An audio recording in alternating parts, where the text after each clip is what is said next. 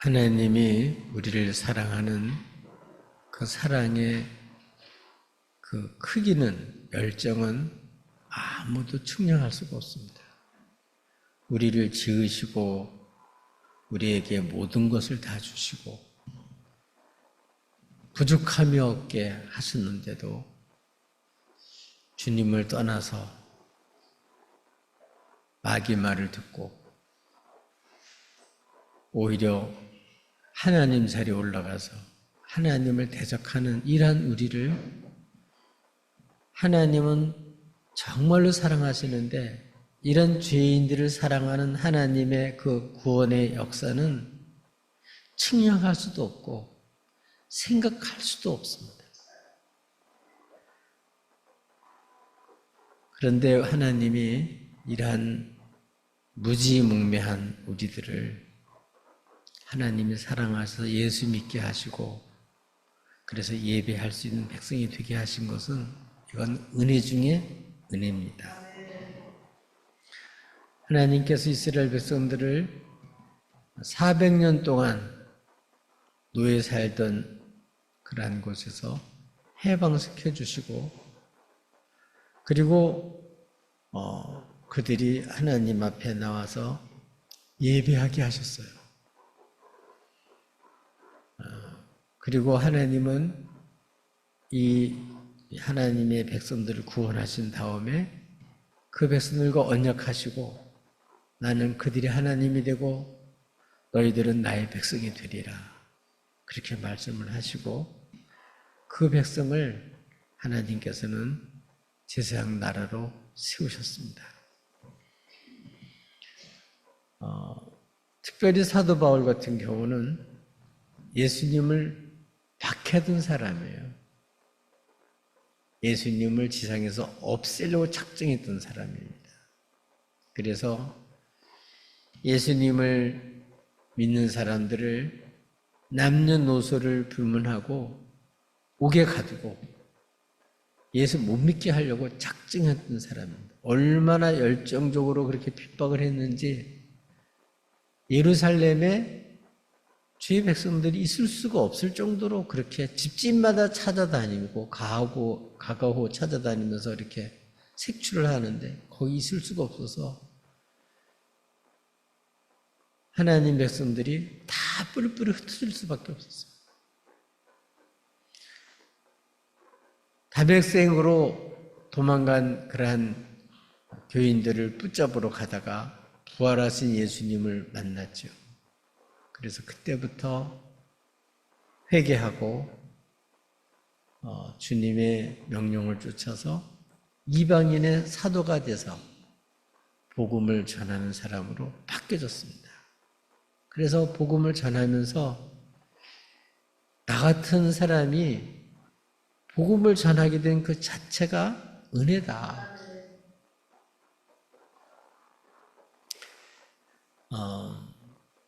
오늘은 특별히 주의 백성들은 전부 다 하나님의 제사장들이에요. 왕 같은 제사장들이에요. 그래서 주의 백성들은 구원받은 백성들은 특징이 예배하는 거예요. 우리를 하나님 지으신 목적도 예배입니다. 우리가 사는 목적도 예배입니다. 출애굽을 시킨 목적도 예배고 죄에서 구원하신 목적도 예배예요. 그러니까 하나님 없이 하나님 모르고 살던 흑암에 살던 사람, 우상에게 마음 뺏겨 살던 그런 삶이 예수님을 믿고 진짜 하나님을 만나서 사는 사람들은 몽땅 다 제사장들입니다. 오늘 내용은 하나님이 이렇게 은혜로 복음의 제사장이 되게 하셔서 하시는 일이 뭐냐? 그거를 우리에게 말씀해 주고 있습니다. 결국 우리가 하는 일이 뭐냐? 그걸 우리에게 알려준 거죠. 우리 이 고난주간을 통해서 다시 한번 하나님 앞에서 내가 누구라고요? 제사장이다. 복음의 제사장이라는 걸 알고 할 일이 뭔지 주님이 세상으로서 하게 하시는 일이 뭔지를 확실히 알고 우리 사명을 감당하는 복된 세상 역할을 감당하는 주의 백성들이 되기를 주님의 이름으로 축복합니다. 하나님께서 복음의 세상 직분을 주셔서 하게 하시는 일이 뭘까요? 제일 첫 번째로는 복음을 전해서 하나님 모르는 사람이 하나님께 예배하게 하는 거예요. 여러분, 예배는 아무나 드리는 게 아닙니다. 예배 시간에 나와가지고 예배 드린다고 그게 예배가 아니에요.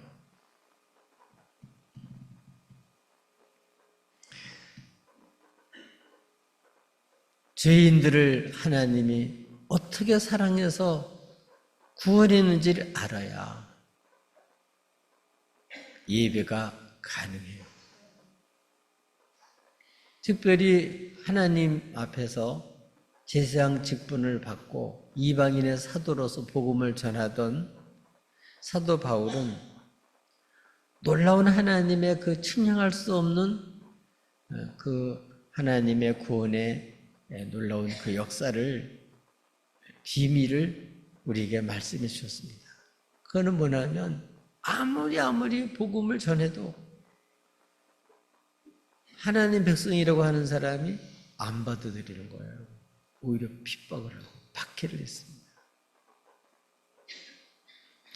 그러는 가운데도 하나님이 어떻게 이러한 백성들을 구원하시나, 이렇게 하나님을 대적하고 오히려 하나님의 율법을 가지고 하나님 아들을 죽이는 이러한 하나님 백성이라고 하는 사람이 이렇게 하는데도 불구하고 하나님은 예수님을 통해서 오히려 이 이방인들에게 복음의 문이 열려서서 하나님을 모르던 이방인들도 예수를 믿게 하고 그들이 예수 믿고 구원받아 살아가는 모습을 보면서 질투하게 해서 그 백성들도 주님을 사모하도록 이렇게 만들어서 이방인이나 유대인이나 다 한결같이 예수를 믿고 구원받도록 이렇게 하나님이 역사해 주셨습니다. 이 놀라운 이 주님이 우리를 구원하신 이 놀라운 이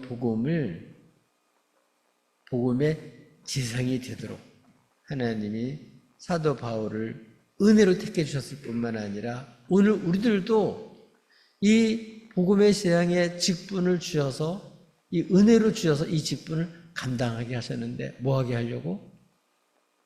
하나님 모르는 사람에게 복음을 전해서 그들도 진짜 예배 드릴 수 있는 사람이 되게 하는 거죠. 구원받은 사람이 아니면 예배 자체가 불가능해요. 예배의 형식은 따라갈 수 있을지 모르지만 그 속에 주님을 향한 그런 사랑이 없어요.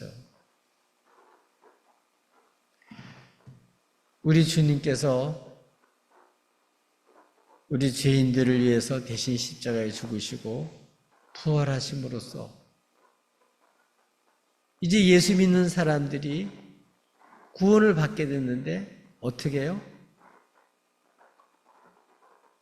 구원받은 사람은 나는 죽고 예수로 사는 거예요. 하나님을 대적하던 내가 죽게 해주신 거 감사해요. 그리고 내가 사는 게 뭐예요? 이제는 예수님 안에서 예수로 살게 된 게 감사해요. 진짜 나를 위하시고 사랑하시는 이런 진정한 하나님, 예수를 통해서 확정해 주셨고 우리는 십자가의 사랑에서 우리는 하나님의 사랑을 우리는 받게 됐습니다. 그래서 이러한 주의 사랑을 받고 우리를 구원하신 하나님의 지혜와 그 능력과 그 열정을 아는 그러한 사람들은 이 주님이 진짜 하나님인데 이 하나님을 모르고 살던 그러한 자신들을 정말 자신이 회개하고 그리고 이제는 나는 누구 거라고요? 주님이 핏값으로 산 존귀한 주의 백성이다. 이제는 내가 아무렇게나 살아서는 안 된다. 나는 예수 짤이다. 주님이 목숨 주고 산 사람이다. 주님이 핏값으로 산 사람이다. 나는 아무렇게나 살 사람이 아니다. 나는 부끄러움과 수치로 살 사람이 아니다. 이런 죄에서 나를 벗겨주시고 이제는 완전히 주님의 의로 입혀주어서 나는 이제 새로운 하나님의 사랑을 받고 이제는 보라 새 것이 됐다. 나는 이제 주의 것이다. 그래서 나를 하나님께 바치는 거죠. 이런 사람이 주의 백성들이고 예배자예요. 이런 사람들은 아직도 주님을 모르는 사람을 볼 때 복음의 세상이 돼서 복음을 전해서 놀랍게도 그 복음을 전함으로써 그들도 예수님을 알고 주님께 자기 자신을 하나님께 바치도록 그렇게 되는 것을 볼 때 그렇게 하게 하려고 하나님이 우리를 복음의 세상으로 삼은 거예요. 그래서 복음의 제사장들은 최고의 축복이 뭐냐면 복음을 전했는데 그 사람이 주님을 고백하고 주님의 사랑을 알고 회개하고 예배하는 사람을 바뀌어질 때 이렇게 복음의 세상들은 이 복음을 전해서 사람들이 이방인들이 하나님께 자신을 드리도록 이렇게 하기에 합당한 그런 인물로 하나님이 이렇게 직분을 주셔서 복음의 제사장 직분을 감당해 하셨다. 이게 뭐라고요? 하나님의 은혜다. 내가 구원받은 것만 해도 감사한데 나 같은 사람들을 하나님이 사용하셔서 이렇게 다른 사람을 살리는 그래서 다른 사람들을 하나님 앞에 기쁨으로 하나님이 받으시는 그러한 인물로 세우는 그러한 일에 나를 제사장으로 써주시니 감사하다. 제사장은 하나님께 예배하는 자고 백성들이 하나님께 바르게 예배할 수 있도록 인도하는 그런 사람인데 최고의 기쁨은 진짜 하나님 모르던 사람이 주님을 알고 주님께 경배하는 그 모습을 볼 때 이게 바로 복음의 제사장이 돼서 하나님이 정말 이렇게 하도록 합당하게 만든 이 은혜의 직분을 주신 것 이걸 감사하면서 하나님 앞에 직분을 감당하는 거죠. 우리 올해는 이 복음의 제사장 직분을 감당해서 우리의 삶을 통해서 우리 복음을 통해서 많은 사람들이 주께 와서 함께 예배 드릴 수 있는 이러한 영광을 보게 되기를 주님으로 축복합니다.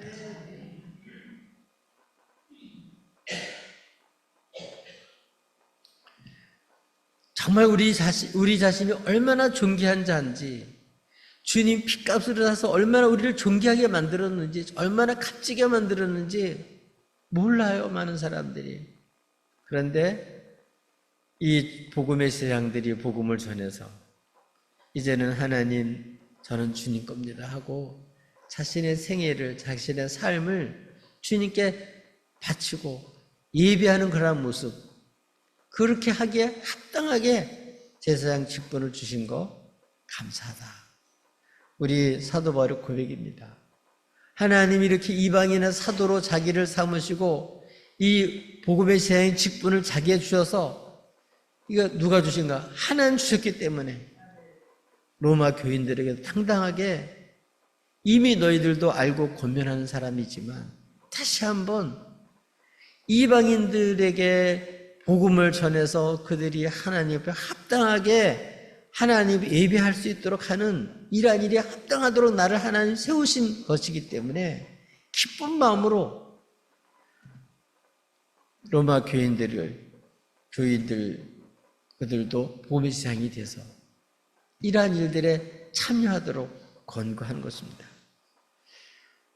우리 올해는 그냥 예배의 구경꾼만 되는 사람이 아니라 우리 아이 태어날 때 식구들이 다 기뻐하듯이 우리 복음 전해서 그들이 예수님 앞에 진짜 예배 드리는 그 모습을 보는 축복의 해가 되기를 주님의 이름으로 축복합니다. 두 번째로는 하나님께서 복음의 세상 직분을 주셔서 하게 하는 일이 뭘까? 하나님은 복음을 전하게 하시고 명령만 하시는 게 아니라 복음을 전할 수 있도록 하나님이 은사도 주시고 능력도 주시고 역사도 해주셔요. 그래서 어떻게 한다고요? 그들이 예수님을 믿고 주의 도에 복종할 수 있게 주님께 주님 통치를 받는 백성이 되게 이렇게 만드는 거예요. 여러분, 사람은 돌처럼 굳어서 마음이 강팍해요. 하나님에 대해서 없다 마음에 생각하고 하나님을 마음에 안 받아들이는 사람들이 많아요. 그래서 멀쩡히 같이 있다가도 갑자기 전도하려고 그러면 얼굴색이 싹 변하면서 갑자기 대적자로 바뀌어져요. 그리고 갑자기 자기는 굉장히 높은 사람이 되고 전도한 사람을 깔보면서 우습게 보면서 그렇게 금방 마음이 변화가 돼요. 대적하는 거죠. 근데 여러분, 하나님께서 이렇게 사도 바울에게 이방인의 제사장으로 삼으시고 사도로 삼으시고 복음을 전하게 하셔서 어떤 일을 하셨냐? 이렇게 대적자는 도저히 내 힘으로, 내 능력으로, 내 실력으로 못 변화시켜요. 변화가 되는 게 아니고 오히려 대적자가 돼서 우리는 가만히 두면 우리는 핍박을 받을 수밖에 없고 우리는 대적자 앞에서 어떻게 할 수가 없어요. 근데 놀라운 사실은 하나님은 우리에게 복음의 세상 직분만 주시는 게 아니에요. 사도 바울의 고백에 의하면 나를 주 안에서 예수의 일꾼으로 삼으셔서 하나님의 일, 나 그 자랑할 게 있다. 그게 뭐냐면 하나님은 나를 세상 복음의 세상으로 세우실 뿐만 아니라 하나님께 나를 통해서 역사하시는데 어떻게 역사하셨냐? 내가 말과 행위로 복음을 전했을 때 나의 말과 행위만 있는 게 아니고 하나님이 표적과 기적과 이사로 역사하셔서 그들이 대적하던 사람들이 복음에 복종하게 만든다는 거예요. 그들이 그 주님의 명령에 복종해서 예수를 믿고 하나님 앞에 자기 자신을 하나님 기뻐 받으시는 그러한 삶으로 사람이 바뀌어진다는 거예요. 이거 누가 하는 거냐? 하나님의 일이에요. 하나님이 역사하는 거예요. 여러분, 이스라엘 백성들을 하나님이 모세를 통해서 구출하셨죠? 모세는 하나님의 명령대로 가서 전하는 것뿐이 없어요. 근데 기적을 행한 건 누가 하냐면 하나님이 기적을 행하신 거예요. 그래서 도저히 바로는 강팍해서 백성을 내놓을 마음이 없었어요. 오히려 예배드리겠다고 내 백성을 보내라고 그러니까 더 핍박을 했죠. 그래서 10가지 재앙, 마지막 재앙이 피재앙이에요. 첫 아들, 첫 새끼를 죽이는 재앙입니다. 그때 다 항복했어요. 이거는 모세의 능력이 아니고 하나님의 능력이에요. 하나님 역사예요. 내 백성 내놓으라고 하는 모세의 말이 아니라 내 백성 내놓으라고 하는 그 말을 주신 하나님의 그 명령에 복종하게 하신 분이 하나님이세요. 그래서 실제로 이스라엘 백성을 구출해냈어요. 하나님. 모세를 통해서. 오늘도 마찬가지라는 거예요. 사도 바울은 주님께서 핍박자인 자기를 이방인의 사도로 삼으시고 실제로 그래서 복음을 전했더니 나를 통해서 성령의 역사로 기적과 표적으로 이적으로 역사하셔서 수많은 사람들이 도에 복종하고 예수를 믿고 죽게 돌아왔다는 거예요. 누가 하신 거예요? 하나님이 하신 거예요. 하나님. 그래서 그렇게 박해가 많고 유대인들이 특별히 이렇게 핍박이 심했지만 예루살렘에서부터 일루리건까지 아주 편만하게 복음을 전했다는 거예요. 여러분, 복음을 이렇게 전한다는 자체가 이게 쉬운 일이 아니에요. 우리나라 같은 경우는 참 다행스러운 일이지만 우리나라도 예수님을 믿는다 그러면 3대를 죽였던 나라예요. 지금도 예수를 믿으면 이북 같은 경우에는 완전히 예수 믿는 게 발각이 되면 그 시간에 완전히 제일 무서운 형을 받고 죽을 때까지 중노동하고 이제 그걸로 인생이 끝날 정도로 그렇게 핍박을 하고 있습니다. 그렇기 때문에 복음을 마음대로 못 전하잖아요, 거기서는. 근데 복음이 전파되게 하는 이 자체가 하나님의 역사가 없이는 복음이 전파가 안 돼요. 여러분, 우리나라에도 이렇게 복음이 전파되게 된 거, 이게 하나님의 기적의 역사예요. 우리 하나님께서 의민족을 사랑하시고 정말 놀라운 기적과 역사로 놀랍게 우리 하나님께서 역사해 주심으로 오늘날 이렇게 자유대한민국이 되고 이제 우리가 예수 믿고 아주 곳곳마다 교회가 생기고 이 주의 백성들이 일어나게 돼서 지금 이렇게 복음을 전파되게 된 거, 이게 여러분 하나님의 역사예요.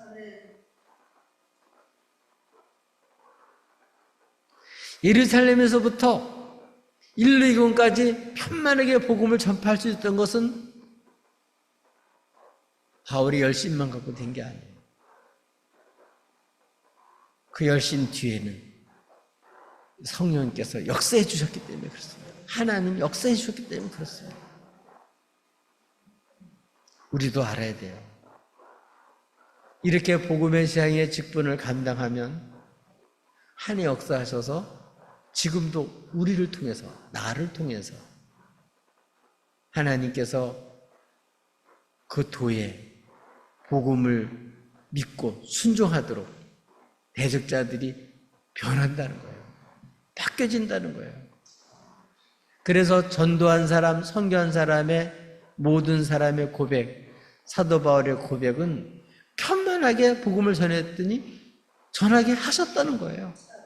그래서 흔히 뭐라 그러죠? 전도는 따라서 합시다. 하면 되고 안 하면 안 된다. 해본 사람은 된다 그러고 안 해본 사람은 안 된다 그래요. 여러분 어느 쪽에 가나요? 해본 사람은 힘들고 박해도 있고 어려움도 있고 대자가 많은 건 사실인데 지금도 복음을 전했더니 그 중에서 하나님의 역사로 주의 도에 복종하고 예수 믿는 사람 지금도 생기고 있다. 이거는 전도에 본 사람만 경험하는 거예요.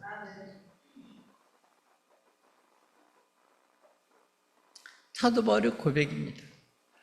나로 하여금 재생의 직분을 감당하게 해서 사람들을 주님께 이렇게 예배하도록 이렇게 받음직하게 그렇게 만드실 뿐만 아니라 이렇게 복음을 전할 수 있도록 하나님 역사하셔서 그들도 주의 도에 복종하도록 하셨다. 이게 하나님의 일이다. 예수 그리스도의 일꾼을 통해서 하나님 지금도 이렇게 역사하고 계신다. 그래서 복음을 편만하게 전했다.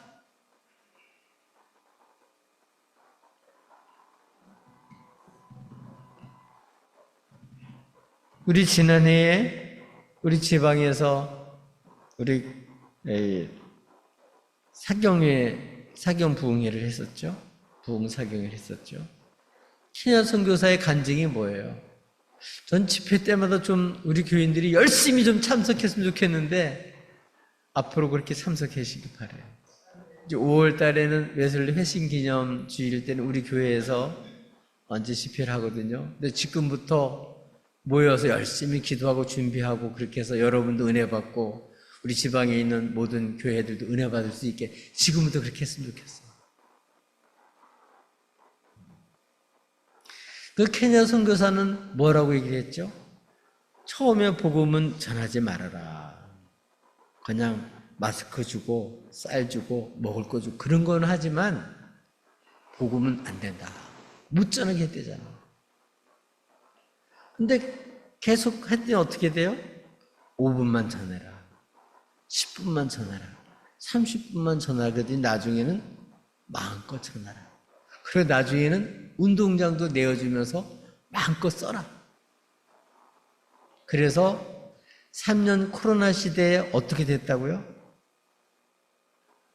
복음을 대적하던 나라인데 복음을 전해서 2,500명의 교인들이 들어갈 수 있는 교회를 건축하고 2,500명이 되는 그 교회를 건축하고 복음이 아주 크게 확산이 됐다는 거예요. 그러니까 이 복음을 전파할 수 없는 전염병으로 인해서 사람들 거리를 두고 전하지 못하게 하는 속에서도 이렇게 복음이 전파되게 한 게 뭐냐? 하나님의 역사라는 거예요. 하나님의 역사. 사도 바울의 고백이 그거예요. 예루살렘에서도 일루교인까지 편만하게 나를 통해서 하나님이 역사해 주셨다는 거예요. 복음에 순종하도록, 예수 믿도록, 도에 복종하도록 이렇게 애굽에서 바로를 꺾어 무릎 꿇게 하신 하나님, 그 하나님 지금도 아무리 대적자가 세고 아무리 박해자들이 많아도 하나님 나를 통해서 지금도 많은 영혼들을 살리고 구원하고 계셔요.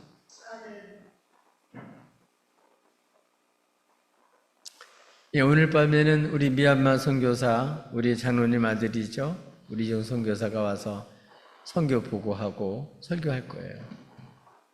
그 미얀마는 지금 군부가 장악을 하고 그래서 그 백성들에게 총 들고서 같이 백성들을 싸움하고 있죠. 아직 내전 중에 있어요.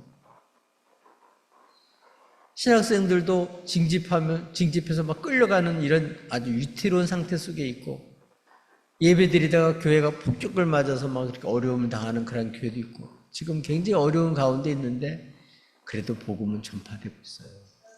아멘? 겁을 먹고 움츠리고 있으면 아무것도 안 돼요. 목숨 걸고 나를 구원하신 주님, 대적자인 나를 변화시켜서 예수 믿게 하신 하나님, 그 하나님 또 다른 대적자들도 변화시켜서 주의 도에 복종하게 할 줄로 믿고 담대하게 복음을 전했더니 하나님이 역사하셔서 복음이 전파되더라. 되게 하셨다. 하나님 하신 이 일을 자랑한다는 거죠.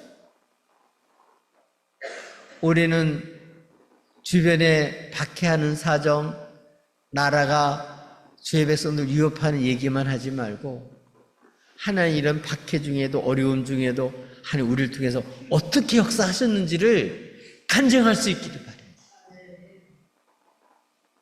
어떻게 하나님이 대적하던 사람을 무릎 꿇리고 주께 예배자로 바꿔놓으셨는지를 힘있게 증거하는 하나님의 역사를 증거하는 복음의 세상들이 되기를 바랍니다. 아멘. 우리들도 사람들이 복음을 듣고 믿고 순종하도록 우리와 함께해서 역사하실 주님을 믿고 담대하게 복음을 전하십시다. 또 하나님께서는 우리를 복음의 세상으로 삼으셔서 하게 하실 일이 뭘까요? 복음이 전파되지 않은 곳에 복음을 전파하는 거예요. 하나님께서는 바울을 이방인의 사도로 세우시고 복음의 제사장 직분을 주셔서 어떻게 하라고요? 땅끝까지 복음 전해야 되니까.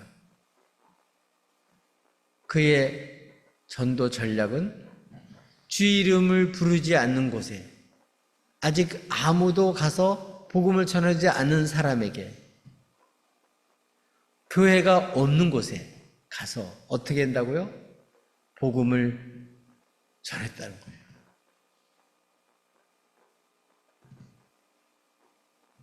여러분, 지금도 마찬가지입니다. 사도 바울이 이렇게 복음을 전했더니 이사야 선지자가 말한 게 그대로 이루어졌다는 거. 그게 뭐냐? 이사야 선지자가 한 게 뭐예요? 주의 종의 고난을 통해서 그 고난의 의미를 모르던 사람이 그 고난을 알고 뜻을 알고 이해하고 믿게 됐다는 거죠. 그 고난 중에 바로 예수님이잖아요. 오늘 우리 찬양단이 우리 찬양하는 우리 찬양 내용도 정말 얼마나 감동적이세요. 주님이 그렇게 높으신 분이 고난 받으시는데 왜 고난 받으실 거예요? 그 뜻을 사람들이 몰라요. 그 의미를 몰라요. 그냥 어쩌다 죽었겠지. 그게 바로 내 죄를 담당하시려고, 나 살려고 그런 거는 모르죠. 그 예수님이 나의 주님인 걸 모르는 거죠. 나를 살려고 오셔서 고난받으신 걸 모르는 거죠. 왜? 못 들었으니까. 믿음이 없는 거죠. 주님 모르는 거죠. 그렇기 때문에 주님을 모르는 사람을 볼 때 정말 안타까운 마음을 가지고 이 놀라우신 주님을 전하려고 주 이름이 없는 곳에, 복음이 전파되지 않은 곳에, 교회가 세워지지 않은 곳에 복음을 힘써 전했다는 거예요. 이사야 선지자처럼 그랬더니 이방인들이 이 주님의 고난의 그러한 목적과 뜻을 알고 예수를 믿고 구원받아서 주님을 사랑하면서 예배하면서 주님 기뻐하시는 그러한 일에 자신의 삶을 바치면서 변화되더라.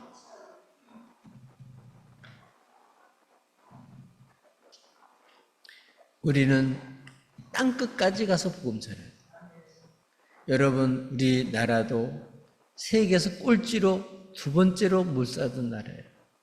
선교사들이 우리나라 오면 이건 죽을 각오하고 와야 되는 나라였어요. 그런데 미국이 제일 경제공황 시대, 가장 어려울 때 최고의 엘리트들이 우리나라에 선교사로 왔어요. 정말 좋은 선교사들이 우리나라에 왔어요. 정말 너무 감사한 일이죠. 와서 병원 짓고 학교 세우고 예수님 모르는 사람들에게 복음을 전해서 정말 이렇게 그들이 예수를 믿고 우리 대한민국을 세우는 기초적인 그런 큰 인물들이 됐어요.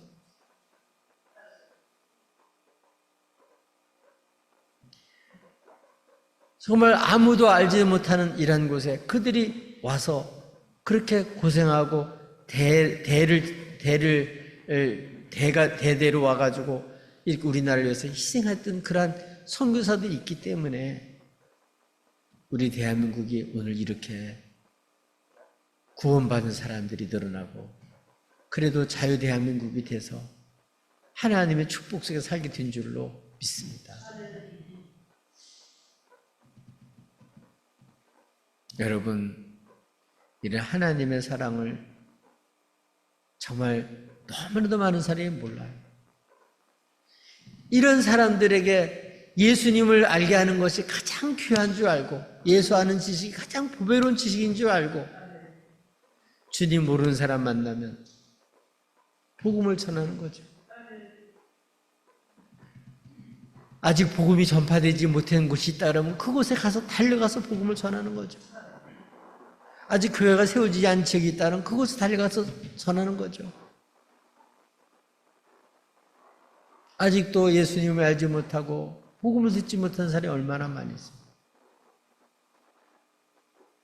교회 바깥에만 있는 게 아니에요.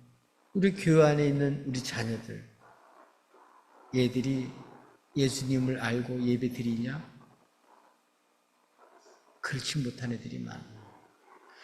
주님이 왜 고난받으셨는지 그 고난 받으신 게 나하고 무슨 관계가 있는지 모르는 거예요. 모르는 거예요. 교회 와서 예배만 드려야지 진짜는 예배를 모르는 거예요. 주님을 모르는 거예요. 만나지를 못한 거예요. 사랑하는 자녀들에게도 복음 전해야 돼요. 예수 만나야 살아요. 이 땅에서 최고 고귀한 지식, 최고 고귀한 선물, 예수의 예수.